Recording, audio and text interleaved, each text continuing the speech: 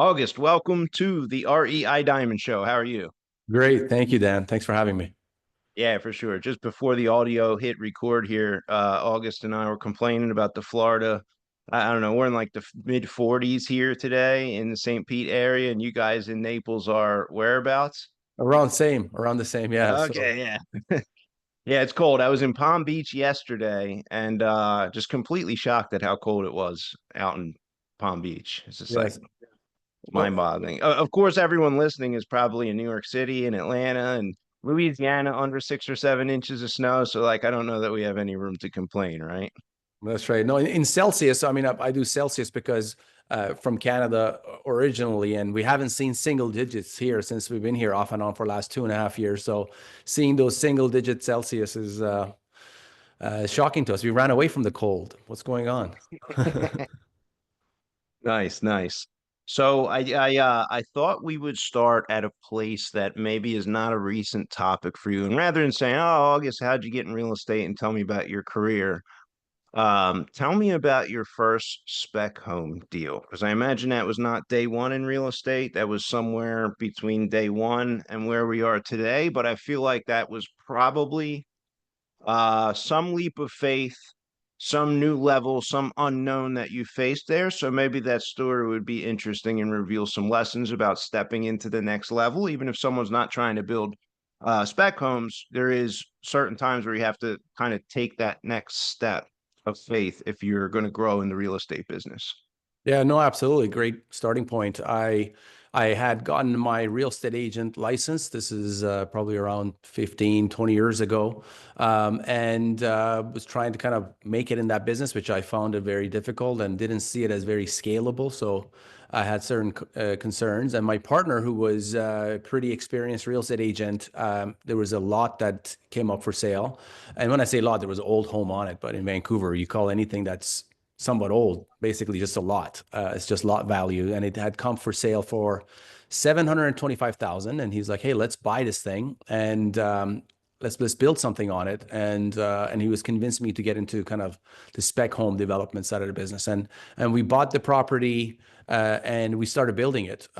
We actually got a mortgage in my name and was able to get better terms from the banks on a personal type of resident construction, which wasn't on their business. And we went through the process of a construction draws, building this thing. But my partner was more the one that was involved in the construction process earlier on. But as the project went on, I seemed to get more involved, and I was somewhat of the project manager or site superintendent on that project. And we built the project. We hadn't even listed it, and there was a knock on the door from a real estate agent. There was a Chinese family that had moved down the road. And if you don't know Vancouver, Vancouver has uh, a mind-blowing number of Chinese nationals that live in Vancouver. The city of Richmond, where I was from, which is a suburb of Vancouver, 200,000 population.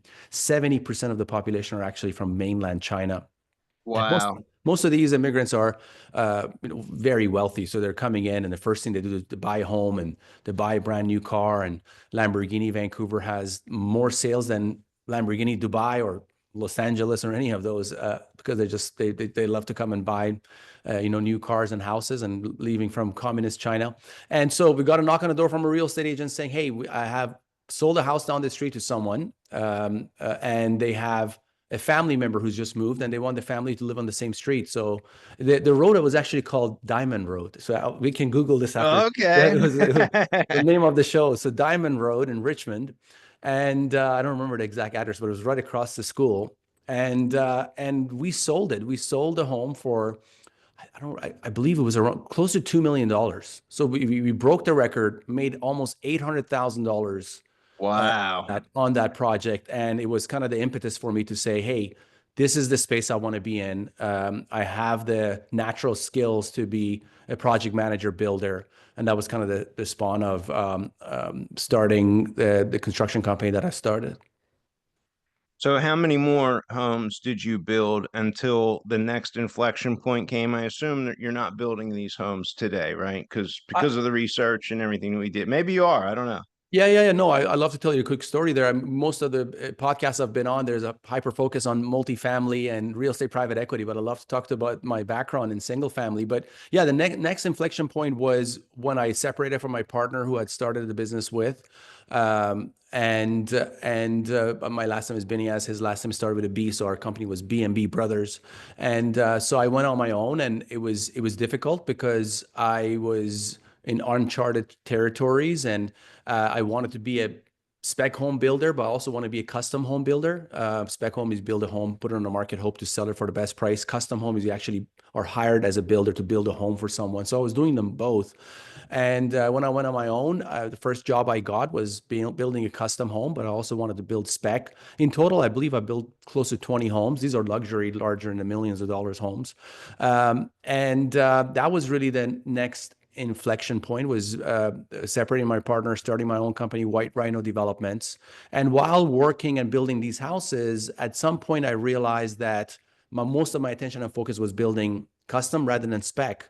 But what I was making maybe $100,000 per house on a project manager kind of a cost plus basis, I was making per house that I was building. My clients were actually making millions. I've made many of my clients Wow. millionaires because in Canada, when you build a home and your intent is to live in it and make it your primary residence, you don't pay you have no capital gains. It's pretty much tax free. There's no cap on it. Like the US, there's a certain caps as an individual or if you're married. But in Canada, it's the greatest tax gambit that we have is the primary resident tax gambit.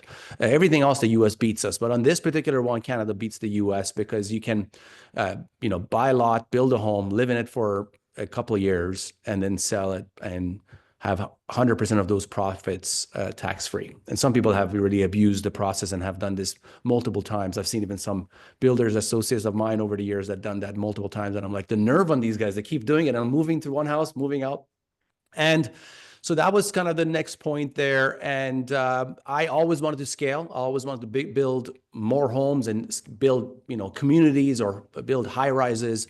And what I saw in my network was that people who had done well moving up from the custom home or spec home business were people who were building townhomes or maybe low rises. And it took multi generations. These are not people who one person could do it. And the velocity of growth was really concerning me, and I wanted the faster growth. But I had never heard about raising capital or private equity or funds or syndication. The term syndication, I'd never heard of it till I believe it was 6 years ago that the first time ever I heard it was somebody had done a video on Grant Cardone, and they explained the word syndication, and it put me down this rabbit hole. But the next inflection point was a deal had come across my desk. It was a 5 single family home land assembly on an arterial road where you could buy these 5 homes and you could apply to the city for rezoning. We call it entitlement here in the US, and you could build 20 townhomes. So the person who had purchased this land assembly, they had put a deposit, $250,000 deposit. Another $250,000 deposit was due. They had, I believe it was almost a year to close. It had come to the last 60 days, but they got to some financial hard times and they couldn't come up with a second 250. But the price that they put it under contract 10 months ago was way lower than what the price was in the market. So the person was just transferring me the contract, and I was making money on the buy. So and it was $8.6 million for these 5 homes. I took over the contract. I put it under my name. And I knew that I had to come up with a $250 deposit. And I had promised him, I think it was something like $50,000 for the transfer. And Wow. now I was in a position where I'm got to close on this deal, probably need around $4 million of equity to be able to close. And I didn't have 4 million. So it was kind of me going to my network of builders, real estate agents, partners, people that I'd worked with over the years. And I had showed my performance as far as being successful in the single family development. And I was able to bring joint venture partners and basically put that deal under contract. The agreement I had with my partners is that I would sit on the board, I would be an advisor, I would invest in the deal, but I wanted a piece of the action when the deal was built and sold, above and beyond my initial investment in the deal. And the partners agreed, fell in love with that model of finding the deal, finding the investors, being somewhat a manager, bringing on experts like the architect, like the general contractor, and getting a piece of action when this deal was built and sold. And that was really the next inflection point that I was found the way to move from single family into something bigger, be it development or what have you. But I'll let you jump in if I'm just blabbering on Yeah, here. there's a whole lot there that I would love to touch on. So one of the things that I only know anecdotally, so my main home and residency is actually Chicago. So we just hear little drips and drabs of what happens in Canada, and the market's so hot there, and the prices are always going up. Is what we hear. No data, no none of that.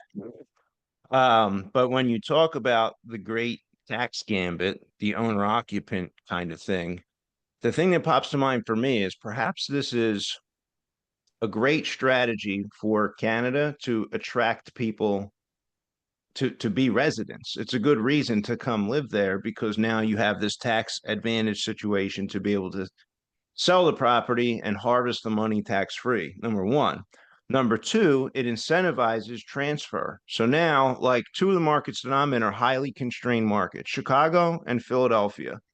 We're also in Atlanta. Atlanta is a more of a commodity market, and because the prices go a little higher in Atlanta, we'll see the transfers happening in um, I don't know what the average is, but I'm going to spitball a number of like 4 to 7 years, and in Philadelphia and Chicago market, maybe that's 7 to 10 years, right? So we'll have properties that have been held for 40 and 50 years more often that we're buying in Philadelphia, and more often not as much as Philadelphia. Philadelphia is the most constrained in Northeast, New Jersey, Delaware, Southeastern Pennsylvania up into New York. People buy them, raise their family there, stay there through retirement, pass away, and the estate is selling it after that 50-year chapter has gone on. There's not as much of an incentive in the United States, and especially not in the Northeast there, to want to get up and then move, because when the transfer happens, you have more of a real-time price quotation occurring in the market, similar to what you might have in the stock market, where people are seeing these records happening and they're incentivized to participate, get out while the getting's good,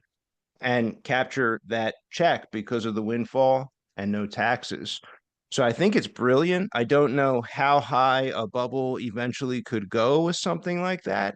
And I don't think we're going to see anything like that happening in the United States, especially with the housing shortage type of situation that we're under. We're not exactly the country that is trying to attract the best and brightest from the world right now, although we already do that. The United States already does that based on other things, maybe opportunity, the talent, the private protection of property rights. I mean, the list would go on and on, the freedoms that we have in our country. It's a great country. Not that Canada's not, but this is an interesting tax code structure that incentivizes certain behavior. The other thing I want to highlight, so $800,000 profit. One of my own personal adjustments as time goes on. My first deal in 2006 was like a $6,000 profit. And then it got to be like $20,000 was a lot, and flipped the house, made 45. It was like, wow, could you imagine that? And it must have been like, yeah, it must have been the business 8 or 10 years before I finally did a deal and made $100,000 on it. And we've done well for ourselves. I'm blessed. I'm very happy with where I am. We've never done an $800,000 profit.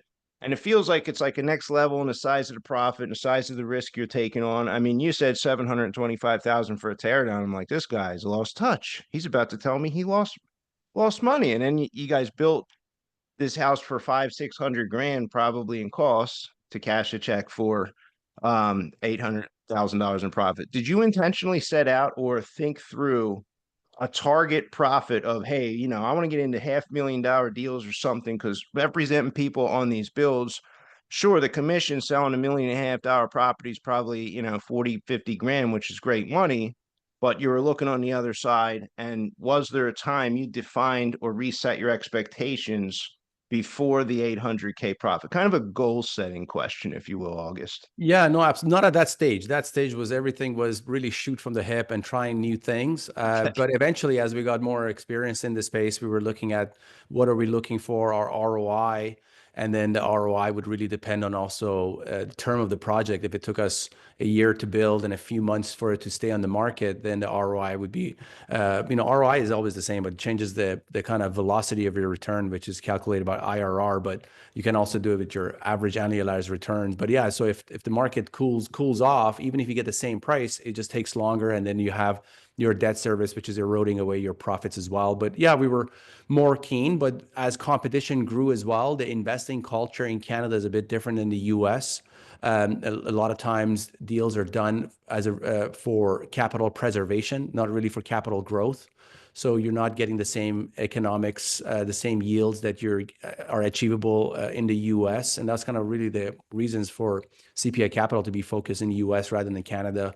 And that was kind of the next step of my journey, was after I had closed on that deal, on that townhome, 20-unit townhome deal. I really fell in love with that model, and I was looking around how to raise money and bring on more investors to be able to do larger development projects, the same. And as I was gaining this information, most of the content that I was receiving and I was being able to find was coming from the US. And everybody was talking about syndication and funds and multifamily. This is 6 years ago. So it was in the boom of the multifamily era. And so I'm like, looking multifamily. I don't think there's a lot of profit in that business. Multifamily is long-term hold usually. REITs usually buy multifamily. And when I start looking at it, that these groups are buying these multifamily properties, they're syndicating the deal, raising money from investors.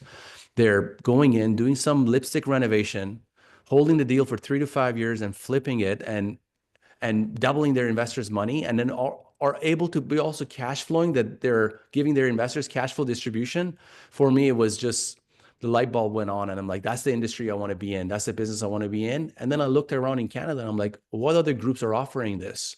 And it was literally a handful of groups that were offering US syndicated multifamily deals. And that was kind of really the inertia for us to put so much time and resources to start CPI.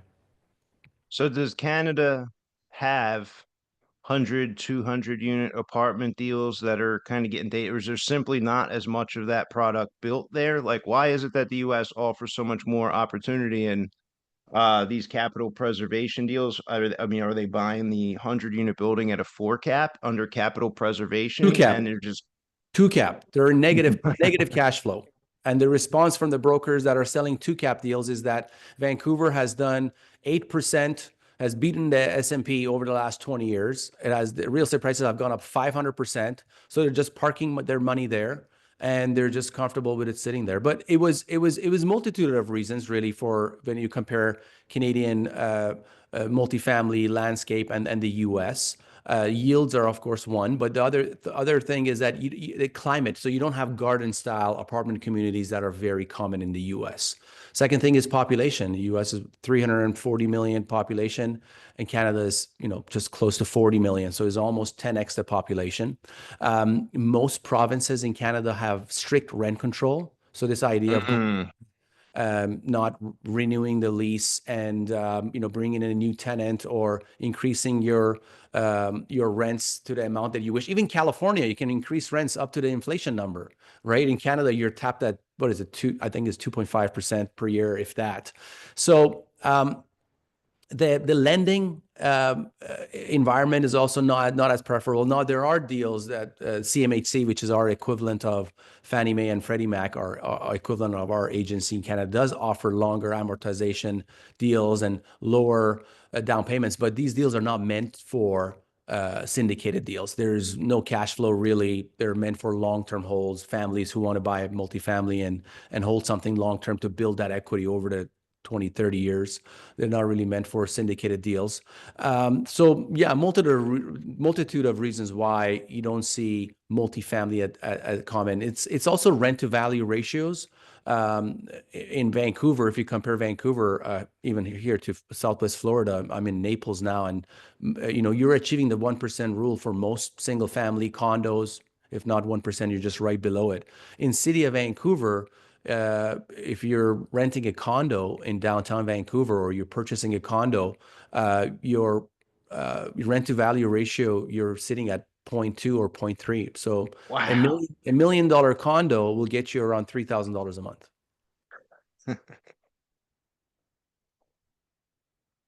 So the business plan for a lot of multifamily investors, actually shocking, and you can see this on their performance and people who do syndicate deals or they have a private REIT, is our strategy is to come up with creative ways to kick out the tenants. Because you cannot, there's no way to kick out the tenant. The tenant is there forever. It's like a New York style environment. So their strategy is to come up with some creative ways. And that's what they pitch. Hey, there's going to be some damages, some burst pipes, and we're going to find this person and we're going to kick him out because of this reason. And that our rent goes from $800 to $2,000. Okay. That's our lift there. Yeah, that's a tough business model uh to operate in Vancouver. That's amazing. So I would have thought it was tough.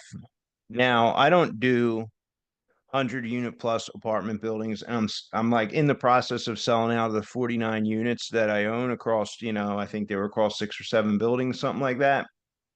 To focus in on our main business, which is high volume single family house flipping and also commercial real estate, buying building self-storage facilities, owning shopping centers, um, quite a bit of self-storage up in the far northeast US, like Maine, New Hampshire, that kind of area where it's very constrained. Um, so for me, it was like I'm just trying to simplify things, and I haven't looked at that. But when I take a peek at the deals or people bring them to our attention trying to sell them, they mostly look so expensive. They're trying to sell them at, 5.5, 6 cap, and it's in Texas and it's still value add. And I think it says I don't take a deep enough dive on what the rental increases could be and how much the capex could be. And I'm sure a handful of these deals are complete and utter total junk, and it's just a pass. So I'm curious, you come in with a different lens and it looks like a great deal here in the US. So how do you define the deal today at the nadir, right? This is the pinnacle of your experience. Everything is all added up to this day in 2025. So what does the deal look like for CPI Capital and for you now, August? I mean, we have our buy box, our kind of acquisition criteria, but let me touch on the very important point you made about deals coming on and the deals not really making sense. And that's really where we're at. We're in the part of this, I would say we're between, hyper supply and recession phase of the cycle. We're possibly in more into recession now than hyper supply. I have a show that I interviewed a lot of experts similar to yours that I ask a common question as far as the commercial real estate. If commercial real estate was a clock and 12 o'clock is top of the market and 6 o'clock is the bottom of the market, what time is it today in the commercial real estate space? And the consensus over the last half a year has been it's somewhere around 6 o'clock. So we're either past 6, around 7, or we're at 5:45. We're right there. So when the market is in that space, a lot of people are on the sidelines. They're too cautious to get back into the market. There's a lot of loans that are maturing because people put high octane debt on their deals, and those deals are maturing now, and they have to refi and they have to buy a new rate cap, which is going to cost them millions of dollars depending on the size of their deal. It's going to be at least 10 or 20x of what they paid when they initially bought the deal as far as their rate cap. So the market is in a very optimistic, cautious time of the market. I would say personally, that's what I would call it. I would say I'm optimistically cautious, but you don't have a lot of deals transacting. So our director of acquisition, Paul Hopkins, is keeping detailed notes of the deals that come into our pipeline. So the deals that is on our buy box is 100 plus doors minus 50 million, less than a 50 million plus 100 doors. So that's around probably 15 million all the way up to 50 million. And we're looking at these deals in one of our main target markets, which is Tampa MSA, 3.2 million people, actually is a larger population than the city of Vancouver. And we are keeping track. We bought a deal last year in July, 136 unit apartment community in Tampa MSA St. Pete. And we looked at the trailing 12 months of what segment of the market have we acquired? Like how many deals are trading? What did we buy? And we realized that in our target acquisition buy box, which is plus 100 doors, minus 50 million, we actually purchased 6% of every multifamily deal that matched that buy box. 6%. I mean, this is a huge market. A lot of institutions are there in Tampa MSA. A lot of other groups are there. And we were able to buy 6% of every deal that traded above 100 doors and less than 50 million. That's a huge number, right? It's a pat on the back, but that was just 136 unit apartment community. So there aren't a lot of deals trading. We're watching these deals as they come into our inbox. We're writing LOIs, making it to a best and final, but we're following up. The deals never trade because there's a disconnect between what the sellers are asking and what the buyers are willing to pay. Insurance costs have increased, not only because of Florida, but because something else happens somewhere else in the nation and it affects insurance prices nationwide. It doesn't just affect insurance prices in Florida. You have the macroeconomic situations happening, new administration coming into the office. You have the 10-year treasury, which is well above the Fed's funds rate, which causes issues as well, which causes that the market is very, very choppy. So deals are just either not trading, sellers are not getting what they want, and people who are selling deals is because they had to. Either their fund is coming to terminus, or they have to sell because of their distressed debt situation. So there's not a lot of deals being traded. So other than the 136, and I had Ava on, we'll make sure we link to her show. I think it must have been in 2023 because she had mentioned we haven't bought anything in like 11, 12, 13 months, whatever it was. I'm like, wow, I'm not surprised because everything seized up. Mid 2022, transaction volume was cut in half. And I went through every asset class a year later in 2023. I went through storage, counted the transactions from that prior year into 21, and I did the trend. I did that for multifamily. I broke that down by different sizes and prices of multifamily. I did that by retail, by shopping centers, by neighborhood strip.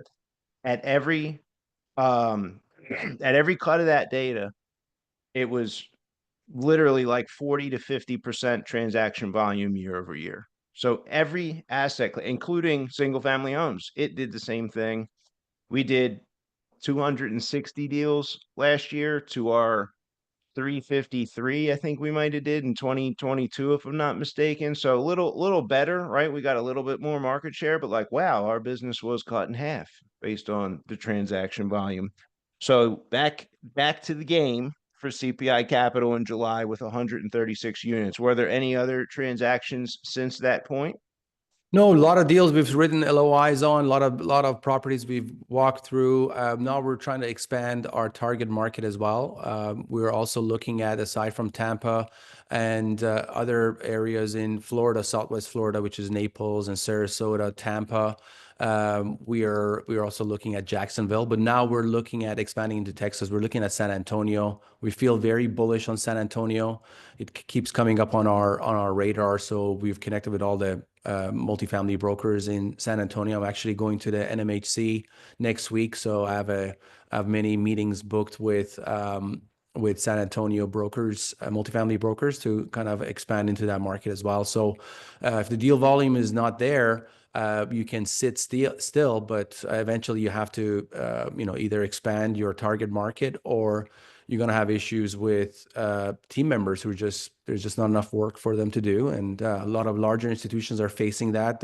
Seen a lot of layoffs, and people are switching, firms that they're with, because if you don't have those acquisition fees, and in real estate private equity, there's fees charged that keeps the lights on for the investment firms. If you don't have those fees coming in, your burn rate is too high, and you have to let go of some of your employees. But with CPI, we're pretty nimble. Most of our executives are partners, so we can weather the storm. We didn't do a deal for 24 months before we closed on Atlas at Bay Point in July last year. So, and currently we are optimistically cautious. So we're looking at deals regularly. So it depends on what really makes sense for us to get involved with.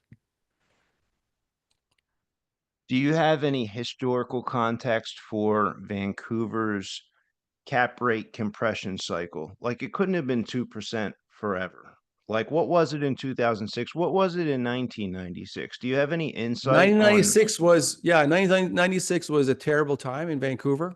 Prior to the Chinese inflow of migration into Vancouver, there was a lot of people from Hong Kong that had come to Vancouver, and that was as a result of the Hong Kong, actually the lease ending in Hong Kong that the UK had, and Hong Kong going back to China, and a lot of people in Hong Kong were concerned that communist China was going to take over because Hong Kong was a banking center of Southeast Asia. So they were very concerned. So they started looking for new homes to travel to. So in the early 90s, you had a lot of people from Hong Kong migrating to Canada because they could become a citizen in 3 years. But in 1995, 1996, China had taken over Hong Kong, but had not done anything had not gone after them and actually extended that kind of lease for another 50 years. So a lot of people were going back, selling their homes for less than they had bought, and were going back to Hong Kong. So the real estate and the economy in Vancouver was pretty down. That was the lowest point before where we were today. Even in GFC 2008, 2009, the Vancouver real estate market just went flat for half a year and start going back up. So we haven't had any. I say we, now I'm more American, and both my sons were born here, and CPI is only focused on American deals. But Vancouver and Canada didn't really have any dips or any quasi recessions since 1996 approximately, and cap rates have been compressing since then. But again, it seems to be a haven for a lot of people moving there from Middle East, Iran, a lot of people moving there from China, other regions, Russia, and what have you. So it's a place similar to London. It's a place similar to New York. It's the same place similar to Los Angeles. So people are just moving there and parking their money there, really. Yeah, and what I guess I'm like highlighting is the trend that I noticed is cap rate compression across almost all asset classes. And if you read The Snowball by Warren Buffett, he was buying companies in what, the 50s, the 60s, the 70s, maybe the 80s, and the multiples are like 8, 9, 10. And now the multiples are like 20, 25, 28, 53, I think was Nvidia's when I checked not too long ago. So we have this creation of capital, and we have things like the syndication law update that came after the GFC that allowed more crowdfunding and relaxed regulation and allowed more people to participate in syndication deals. The pool of capital continues to grow, and and the asset base continues to have this cap rate compression kind of effect. And we have seen some cap rate expansion where things have, we're trading in the 6.5, and now they're, or maybe like it was like a Starbucks deal, I think would have traded at a 5.5 for a new build to suit Starbucks location. And now maybe it's a 6 or a 6.25 even. Still in still in a negative leverage kind of position, but we're seeing maybe 1% cap rate expansion in some of these areas. I guess the question I'm getting at, and especially in the market that you're in, when you say Tampa, I'm like, oh, this is so constrained. I mean, I bought my house here and we saw appreciation of 10% for year after year. And we're seeing a little cooling as there's a lot of hurricane damage houses that are available in the market. But I don't know, long term, does the trend continue to push guys like you and I who want to participate in these larger assets that you're buying continue to have the compression where 10, 15, 20 years out, they trade like Seattle? Do we get to a point where the asset class of multifamily apartment housing is it's a 2, 2.5, and a 3% cap rate? Because that's just how it is in the United States, unless you're in like Iowa. And that's a 7, which is like will be remarkably low for Iowa, I'm guessing. Yeah, no. Right? Yeah, no, absolutely. It's good to look at this from uh, cap rate compression, or kind of the exit cap, your terminal cap rate you use on your underwriting and pro forma, is one way of creating gains in a deal you're looking at. So you're hoping for the natural market appreciation to continue, but that's not the only thing we bank on as as multifamily investors. We're also going in there and force appreciating the property, going and doing the renovations. You also got to keep in mind that there was a 15 to 20% correction in the Tampa, and I mean throughout the U.S. cap rates did expand, rents did fall throughout the U.S. So you did have a 15 to 20% correction on prices, and we've seen that across the board in Tampa as well. So this idea of continuous rent growth, continued property appreciation, it's not possible. I mean, it's done that in Vancouver for the last 25 years, but everybody says it's different kind of metrics over there as well. But yeah, I totally agree with you. You can't just expect the cap rates to compress, and you can't expect the values to go up. But keep in mind, the deals that we're buying, we're looking for cash flow day one. So the deals are Yeah. cash flow, and there's not financially engineered cash flow where you raise capital day one and you just redistribute that capital to create that cash flow. The deals itself are cash flowing. So the investors are receiving those cash flows. We're hoping for natural market appreciation. So we're hoping that the cap rate is compressing, but we're also going in and force appreciating the property. So those are, and Tampa is somewhat landlocked. It's you can't have continued hyper supply and for properties to be built. There is lots of bodies of water that doesn't allow for continuous development as well. Yeah, I mean, we're long term on Tampa. We're very, very bullish. The work and life balance that exists. Not only retirees are moving there, people are moving there because a lot of Fortune 500 companies are there. St. Pete alone, which is a suburb of Tampa, has 5 Fortune 500 companies that are there. The Foot Locker just is moving their offices there as we speak, I believe. So a lot of development, lots of growth taking place. Atlas at Bay Point, the property we acquired, it's less than a 12-minute drive from some of the most beautiful beaches in the world. And this is where people come from all over the world to see these beaches. And these people, they're paying around $1,500 of rent a month in average, and they're living, 12 minutes away from some of the greatest beaches. They're living less than 30 minutes away from downtown Tampa, less than 30 minutes away from, the airport, Tampa Airport. So there's lots going on. I'm very bullish on Tampa and what it has to offer long term. Yeah, and I think it's strong, and I think your deal metrics are strong, and I think it's the headwind long term of, do we ever reach a point where we're not sending out? You are not sending out the number of LOIs you're sending out now to get your one deal every 3 years. Because of the cap rate compression, the market may be moving. Like, cap rates were probably 16, 18% in the 70s. They were probably around 10 to 9 all the way through the 90s, if I had to guess and throw a dart. They probably hit, sevens and eights all the way through the bubble of 2000 to 2007. Maybe even some of them started to dip down and they would be fives, or certainly people who got deals approved, underwritten, didn't understand the expenses, probably got loans pushed through the bank, and the bank didn't understand the expenses on those deals. They never should have bought them at that high price, and they never should have appraised because they were fraudulent on the expenses.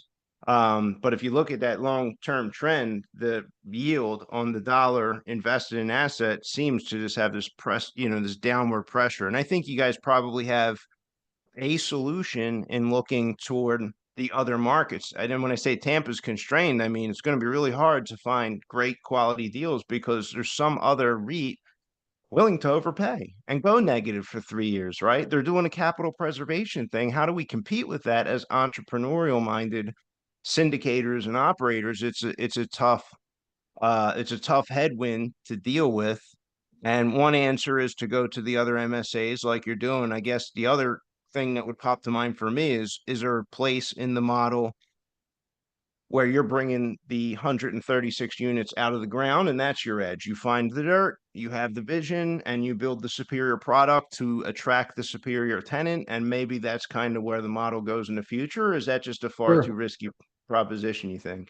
No, a lot to unpack there. So you're talking about the curve that exists with the cap rates compression. That curve actually follows the interest rate. So we've seen interest rates, coming down over decades here, and where we're at today, and cap rates usually follow that because we're just chasing yields, right? So if the interest rate is sitting at 6%, is hard to pay for something that doesn't align with it. But also, But if we pause and we unpack that, the sure. phenomenon that I guess I'm really highlighting is Did any of the deals you put the LOIs on actually trade for numbers that surprised you, or did they all not trade every one of them to a single one? Even the ones that traded and we were surprised, we understood why it was. Another a group Okay. a deal traded for $1 million more than we wrote on LOI, and we were achieving 16% average annualized returns, which was barely over what we were looking for. And the other group who had acquired the deal for $1 million more was a newer syndicator, and they had cheap equity, and they had put in some of their own money into the deal and just really wanted to get a deal done. So we follow the story to see what's going on. So, but Okay. keep in mind, I come from a city, Vancouver, where cap rates are at 2%. They've compressed over the last 30 years, and people are buying for capital preservation. But it's also pushing a lot of people out from being homeowners and pushing a lot of people into rental or going to the outskirts of the city. So it's a it's a privilege to be able to live in Vancouver. So, of course, I don't want that to happen in Tampa, but that's just fact of life. The U.S. is becoming more and more a renters nation. More people are becoming renters. People can't afford to buy homes. So it's going to be a privilege to live in St. Pete and Tampa at some point, right? So that's my view of it because I've seen what happened in Vancouver, and I feel that will continue happening. Same thing happened in New York and California. Will continue happening throughout the U.S. Unless there's some government intervention, which hasn't Yeah, worked and I good in don't the I past. don't know if we'll see that. I mean, the way you just described it, so I've spent time in Tampa, lived here briefly back in 2002, and had quite a few friends here who had moved here, and a lot of them were pushed, right? They were buying the houses at a certain price, renting them at a certain price, and the rents have completely doubled, if not more, and they have to live now in Pasco County where the rents are a little bit more affordable.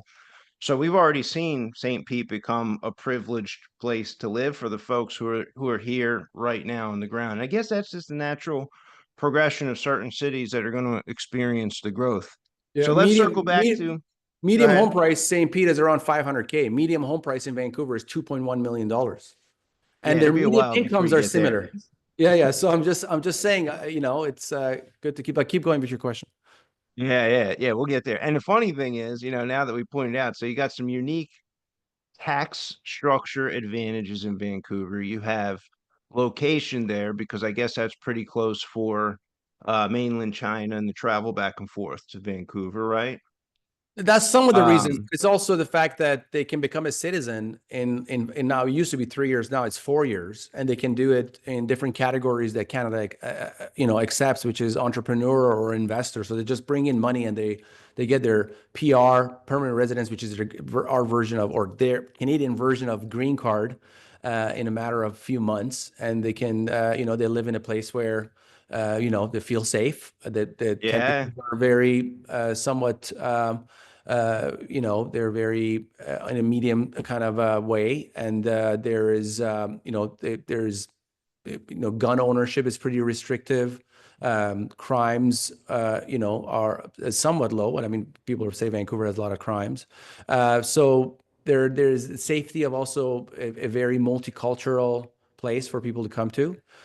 So they enjoy that. And Vancouver itself is landlocked. It's landlocked by the U.S. border at the south, landlocked by the Pacific Ocean on the west, landlocked by the mountains on the north, and then okay. landlocked by the ALR, Agricultural Land Reserve, which covers 40 or 50% of Vancouver, where you just can't build as part of the Agricultural Land Reserve, which is somewhat of a scam because a lot of people just buy these large homes on this acreages and they say, hey, this is a farm, and they have a few blueberry bushes in the back and they pay almost no taxes. And there's a bunch of families living in the same house and they abuse the system. But Canada is a place where the system really gets abused in all different levels, be it in business or real estate or even in the justice system. Gotcha. Yeah, we probably don't have that level of constraint on the land here in Florida. The way you just described with the three or four barriers that are like unbreakable and unchangeable. We have a lot of land here in the middle of Florida, so we can kind of keep sprawling in that direction away from the water, if you will. There is the no income tax for the state, so I think that draws a lot of people. Pro-business environment is likely to continue to bring the Fortune 500 companies to Florida. And I think Florida would certainly still have a pretty good runway of growth. So if we touch on development, is that in the future at all? I mean, you come from this development background and you must be looking to supply problems. Say, hey, there's no deals here. Have you penciled any developments personally or took a look at a few? Yeah, the development runs in my blood, but we also are very strict as far as our buy box and our focus. Shiny object syndrome is one of the worst things for a company. It's important to be able to pivot, but into just looking at deals. An asset class that really spawned post GFC by Wall Street is BTR SFR, built to rent single family rental. Mm-hmm. Quick backstory, post GFC, obviously the crisis, the subprime mortgage crisis resulted in many homes being sold pennies on the dollar, and Wall Street got involved, bought, swaths of these homes on the hopes of just holding on and selling them when the market cycle turns. That was their plan. But they're like, hey, while we're holding these homes, let's just rent them and see what, get some income coming in while we wait for the market to shift. And they realized that communities and portfolios of these single family homes, they actually behave a lot like multifamily does. So they started growing their portfolios and did really well in that. And when the economics no longer made sense, Wall Street actually started building these communities of single family homes, BTR, SFR, and was kind of a start of this new asset class, which is under the umbrella of commercial real estate. We believe in BTR, SFR. Now, BTR, SFR, it also depends how you're getting involved with this particular asset class. Are you the developer? Are you buying a piece of land, building these communities, and then renting them out, stabilizing it, and selling it to an institution? A model that we feel comfortable in San Antonio that we're looking at currently is partnering with a local developer, purchasing the land, coming on as a partner, purchasing the land, and building these communities of single family homes that are later on sold to investors who are looking for the cash flow that these things can produce. So it's not your typical build to rent model, which is what I explained. You build, you stabilize, and you sell to an institution. Is more you buy the land, do all the horizontal, pre-sell the units to an investor, end user, and not end user, but an investor who's then going to rent these things out for the cash flow they produce. And those are deals we're definitely looking at, but again, takes our hands off the development and leaves it to the experts that's what they do. For us to come and build a development infrastructure, takes a lot of work, and that's the stage we're at with our company. If we do look at deals, they'll be in that type of capacity. Yeah, I think that's smart. Now, would you be the investor then in this San Antonio? Are you going to be the one who would be the investor holding it for the cash flow, or would you just be in for the build and sell cycle? So you're doing a raise, building the product, and then it's 3 years to sell all the product off to the investors. What would be your role in the San Antonio deal? Yeah, it's the latter, and we would be funding the whole deal, partnering with the developer, overseeing the developer in the whole stage. But keep in mind that the idea here is to pre-sell these units before going vertical. And a few of the deals we looked at, they've actually have achieved that. They've pre-sold the units before they even started the vertical. Okay, so the land acquisition cost itself and maybe the infrastructure in the land, is that kind of where the It capital's depends. required? Yeah, it depends on the developers. If the developer has a good relationship with the bank, then they can get, a really high LTV as far as their loan to cost from the bank. In some cases, 100% loan to cost. So our side of the partnership just has to fund the reserves, contingency, and the total land acquisition. Everything else is funded by the banks. In some cases, you have to also come up with more money because the banks won't give 100%. But yeah, the partnership in a hypothetical sense would be our part of the partnership funds the total equity. Their part of the partnership is developing and building the project and project management and GC, and pre-sell the units to end investors, at which time the property is then a certificate of occupancy. They're occupied. They're actually rented out to tenants, and the investor who bought the individual units is cash flowing at that point. And then that's our exit strategy. So as a philosophy, I find that investors often fall in one of two camps. Hold the property forever and forever after that. Um, And funny, a lot of those guys change their mind somewhere along the way and sell. Or I am building to exit in a 3 to 5, 7, or a 10-year period. Which of those two models, mindsets, or philosophies would you put CPI capital in? Definitely the latter. Now, Okay. personally, because we believe in real estate, we would love to do a legacy asset type of investing where we hold for a long time. We might even bring in some of our investors into those deals if a deal really makes sense for us to hold long term and just have it there. And it's great, put some great debt on it. It's in a great area that you know that it's going to keep growing. I would love to own something like that myself personally, with maybe just a few partners or joint venture partners. But as far as an investment firm itself, yeah, the idea is to go in and exit, keeping in mind that we make our money on the buy and on the sale side. So we want to do deals. It's just the nature of the beast, be it us more boutique firms or larger groups like the Blackstones of the world. They don't have evergreen funds. Their funds are a 10-year fund that they put together. They have it theirs or $1 billion fund, and it's university endowments and family offices and sovereign wealth funds who are their investors. In our case, it's your retail investor or maybe a smaller family office. But yeah, the idea there is, do your acquisition, execute a business plan, and start divesting. So theirs might be 10 years, ours might be 5. Yeah, yeah, that's smart. We recently did that. One of our funds was winding down, and me and one of the fund managers, and I think one other individual, we bought that mobile home park out of the fund. So it wasn't one of these buy it, drive the rents, and turn around and sell it kind of a deal. Like we know we're holding it for 10 years. And we paid a retail price to the fund, but there were like some tax advantages and things that made it make sense and some long-term debt where the deal made sense. Plus, it was already run full cycle, so we were familiar with that asset and it was already stabilized and we knew what the capex was. All that capex was executed. So we felt like we were buying like the coupon clipper, if you will. And we're just going to sit here and hang on to that for 10 years and let, maybe it's a 1.5% rent increase per year. But at the end of that whole thing, I don't know, not including the tax advantage, if you put that back in, then the returns are probably 18 to 22% at the end with modest rent increases. But I think it's like a 12% IRR if you're not counting the tax advantage. Like no one's going to do that deal Mm-hmm. unless you're getting the tax advantage and you're comfortable with the asset and you feel good long term and you got some cash to park in the deal. Have you heard of Trammell Crow? No. Trammell Crow's big national public builder, developer, probably 100,000. I'm sorry, not 100,000. Maybe like 50 acre, $1 billion mixed use developments, that kind of thing now.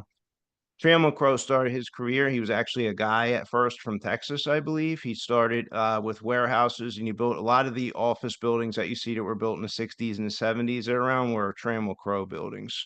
The book, if you wanted to check that out, is Trammell Crow Master Builder.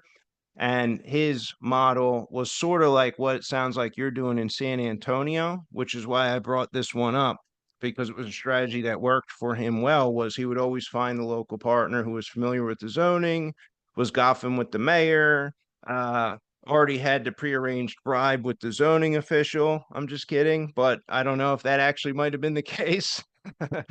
To lean on that local knowledge of that developer because you're absolutely right to think that you're gonna helicopter into a city and plant your flag and successfully build out a project. You're probably on your fourth or fifth project before you're good enough at it where your yield on cost comes out at an acceptable rate and you're ahead of the game. So if anyone wants to check out Trammell Crow, I really enjoyed that book. It was like the history of probably one of the greatest developers and commercial real estate investors in U.S. history. He was hands down the largest builder in.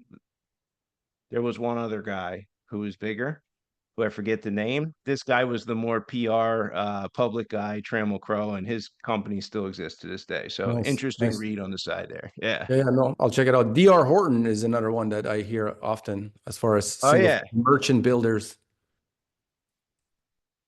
I don't know the history on DR. They're Yes. they're out here doing their business, and we actually sell in one of my partnerships, we have land, 20, 30, 40, 80 acres, 100, 200 lots, get the approvals, get them entitled, and then DR Horton is one of the buyers on those projects, and they put in all the roads and they build the houses and kind of exit and bring them vertical. So What market? DR, In what market are those that you're working on?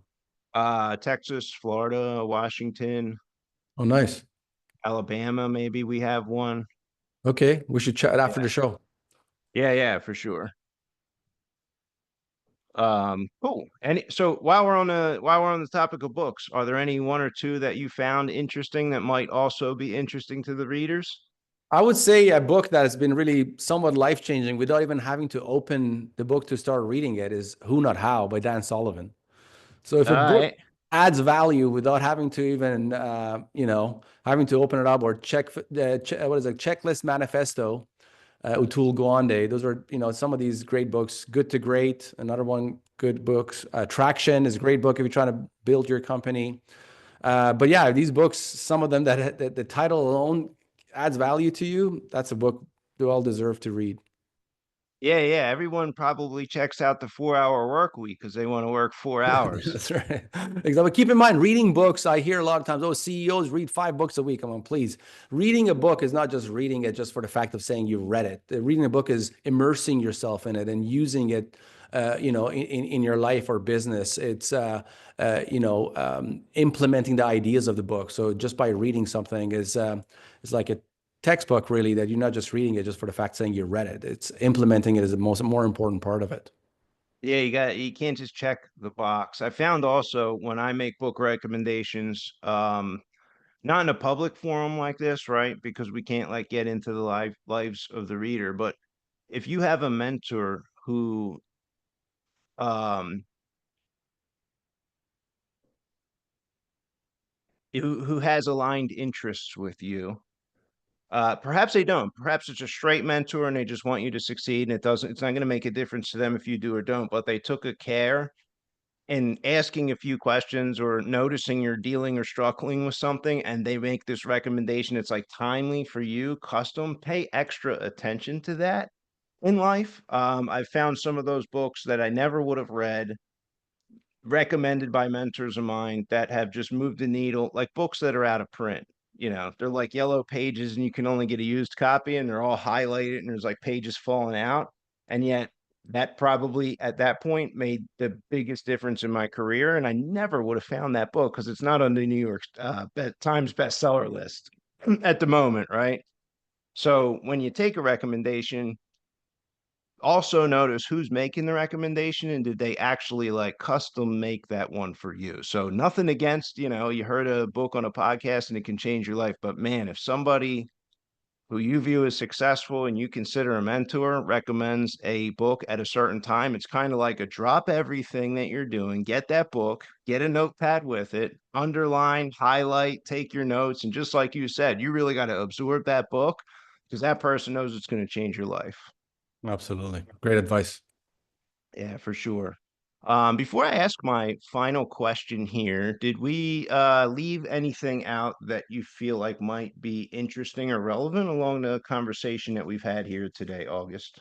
No, I think we covered everything. I mean, the only thing is kind of recent events of new administration coming into office and interesting things as far as Trump being in office. Me having moved from Vancouver to Naples, Florida, kind of tells you about my political views and what have you. But it's interesting that a real estate guy is getting back into the office, but some of the initiatives that he's looking to put into place, like tariffs and mass deportations, are actually inflationary. That could actually have a negative effect to real estate. Hopefully, these are just posturing for Canada and Mexico as far as tariffs go and as far as mass deportation.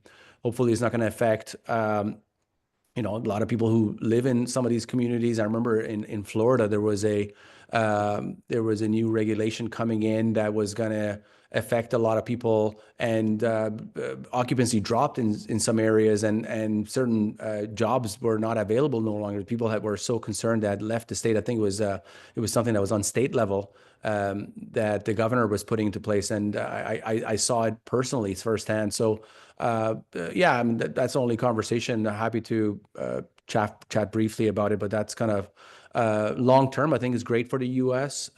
Me myself have gone through tens of thousands of dollars and so much work to try to get our live and work visa here in the U.S., which is still, it will eventually lead to a green card, which then eventually leads to a citizenship, Wow. which is a path we want to go. But somebody could just come from the southern border and come in here, and they can actually get a monthly paycheck from the government. It's asinine, in my opinion, and it really hurts because of what I'm going through to try to come here. And I'm coming into this country, bringing money, bringing my brain power, bringing, buying older apartment communities, renovating them, creating hundreds of jobs, not only for people working there, living, creating better communities, but having to jump through so many hoops to try to be here. So when I see people just being able to come here and abuse it, I'm very right leaning, if you want to call it, when it comes to immigration.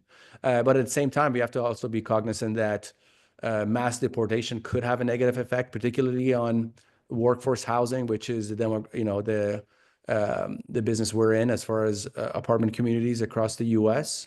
But yeah, I want to briefly touch on that. Yeah, it's very interesting when I mean, I don't have the percentage. I didn't track, oh, is this person a U.S. citizen? I put that on, have our booking agents make sure they answer whether this guy's a U.S. citizen before it comes on the show. I don't have the data. A surprising number of my successful friends in the commercial real estate, even the residential house flipping arena, a surprising number of the guests who've come across this show are in a situation like yours at some point along the way. Maybe they went through this years long, arduous process to get their citizenship 5, 10, 15, 20 years ago. And it was a big deal to them then. And it's a big deal to them now, as it is, I'm sure, to you as you're going through this process. And yet, guys like me who are born here, I never think twice about it. I do now when I look around, I see my friends who are going through the process. And I'm like, wow, I guess I am grateful. And I did happen to win the location lottery, as it were, when I was born. How about that? That's great. I'm grateful for that. Um, and then on the flip side, I mean, I don't know, you come in and you see the streets are paved of high cap rate real estate deals compared to Vancouver, right? And for me standing here, I'm like, oh, all these things are overpriced.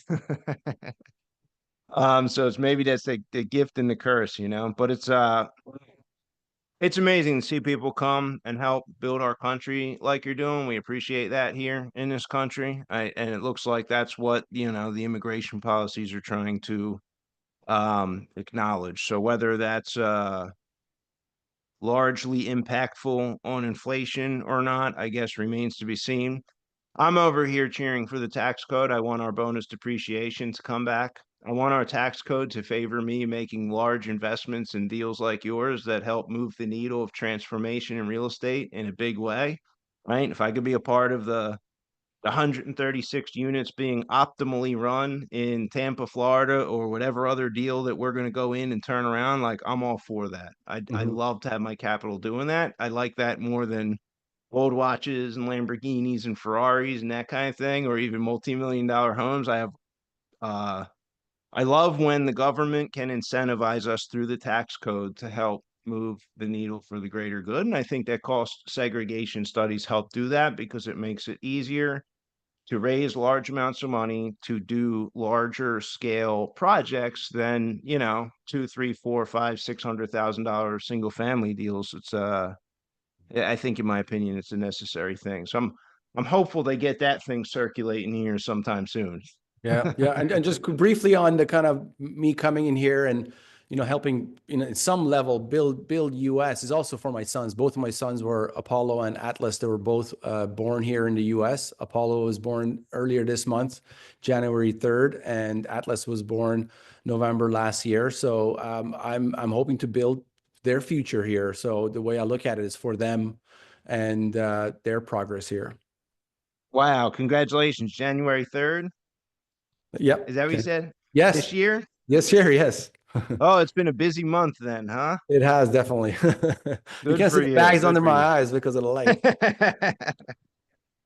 That's great. Yeah, good for you. Congratulations. You have a lot of memories and fun years and love there coming down the pike. So Absolutely. Looking forward to very it. cool. Cool. Hey, would you like to share some contact information before I do ask what will be my final question here? Absolutely. Yeah, I'm very active on LinkedIn. August Biniaz on LinkedIn. Reach out. Let me know you've seen on this show, see me on this show. Love to connect and chat about whatever you wish to chat about. And yeah, our website, cpicapital.com, if you'd like to visit. And so you have lots of resources on our website.